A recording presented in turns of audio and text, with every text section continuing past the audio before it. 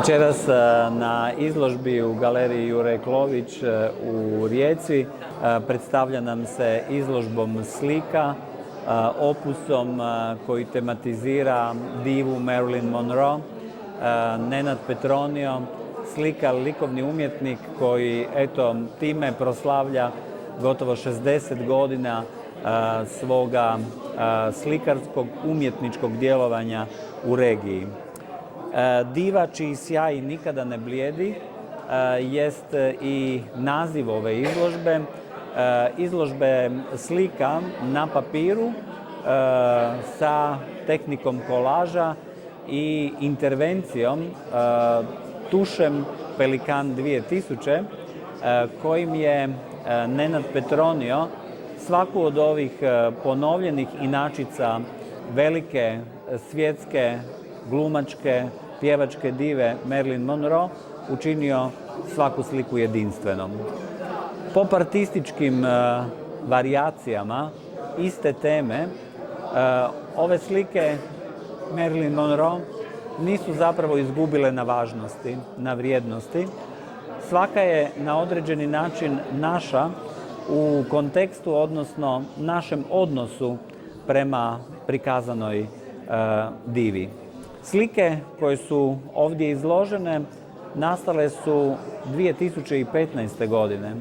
Međutim, trebale su sazrijeti i eto, nakon 10 godina vidimo ih ovdje u ovom izložbenom prostoru. Ne bi li te slike posvjedočile kako je suvremena umjetnost blizu onoj modernoj umjetnosti, kako je suvremena umjetnost i moderna umjetnost odgovor na hiperprodukciju i ubrzani život koji živimo, ali i na trendove koje Nenad Petronio u visokim godinama svoga umjetničkog života razumije.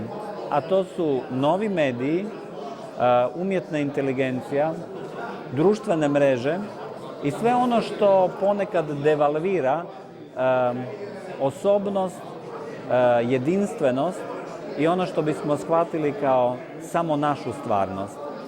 Zbog toga u ovoj problematici, u ovom repetiranju istog, a zapravo davanju svakom ponaosob drugačiju auru, Nenad Petronio na taj način želi prikazati i onu stvarnost koja nam naizgled jest samo prolazna, posebnom, jedinstvenom, trenutačnom i samo našom. Počeo sam ovaj opus 2015.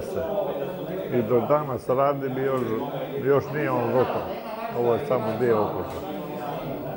Da. Onda to je kolažirano. Evo, tu ima i detalja koji su slikani u ulju, odrezani i naljepljeni. Da se ukomponiraju u cijelu sliku. Samo to ljudi ne gledaju detalje. Ovo što je pozadina, promatrač, tu ima drugih likova, tu ima svega, životinja, portreta, oka, koji gledaju iz slike van. I to je rađeno tehnikom laviranog tuša. Podloga je visoko sjajni papir.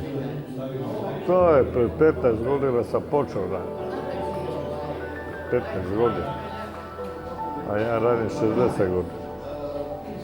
O slikama baš ne volim govoriti, niti davati imena slike.